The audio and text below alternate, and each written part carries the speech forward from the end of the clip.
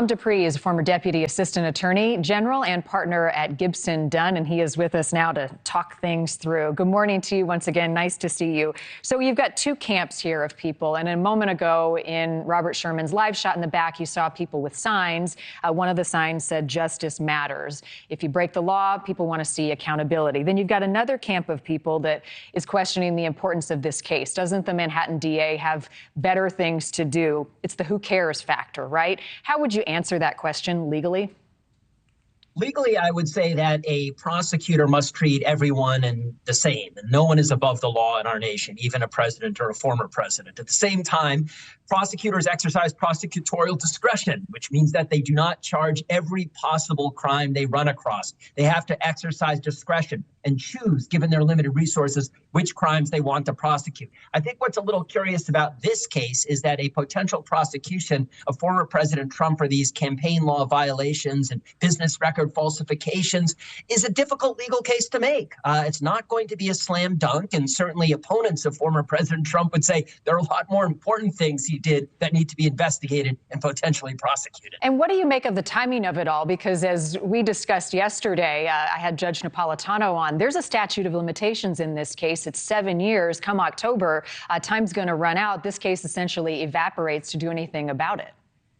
It does. I mean, look, I think the defense is going to have a statute of limitations argument, even if this thing is brought today. I think they'll have other good legal challenges. And those are all hurdles that the district attorney is going to have to overcome if he even wants to take this case to a jury. So if there's an indictment dropped, I think we're going to see some big threshold legal battles about whether this prosecution can even move forward long before the case ever sees light of day before a jury. So the standard, Tom, for a grand jury is more likely than not, as opposed to what we hear in trials oftentimes is proof beyond a reasonable doubt. Talk about the secrecy of a grand jury, what's happening behind closed doors. Pull back that curtain a little bit so we understand what we can expect next. Sure. The grand jury has been hearing evidence and looking at documents, I'm sure, for weeks, if not months. And apparently they are poised to make an ultimate decision. It's true that in most cases, a prosecutor who presents a case to a grand jury can obtain an indictment. I don't want to say it's an 100% certainty, but far more often than not, a prosecutor will emerge with an indictment. Of course, that doesn't mean that the defendant is guilty. All that means is that the case will proceed to a trial, potentially to a trial, before a jury. My guess is that this grand jury is at the very end of its process, and so it would not surprise me at all if we got some news and a decision as soon as today. And if found guilty of the charge of falsifying hush money payments, some of the legal fees, and whether or not the business record was correct, what is the punishment for that crime? It could potentially be jail time, depending on whether the DA charges this case as a misdemeanor, which would usually be around 1 year maximum jail time, or a felony, which would, I think, be around 4 years maximum jail time under New York law.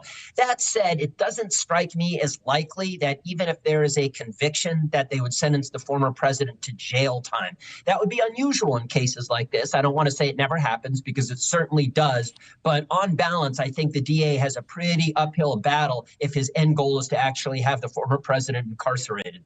Thank you for watching. Go to newsnationnow.com to find NewsNation on your television provider. And don't forget to click the red subscribe button below to get more of NewsNation's fact-driven, unbiased coverage.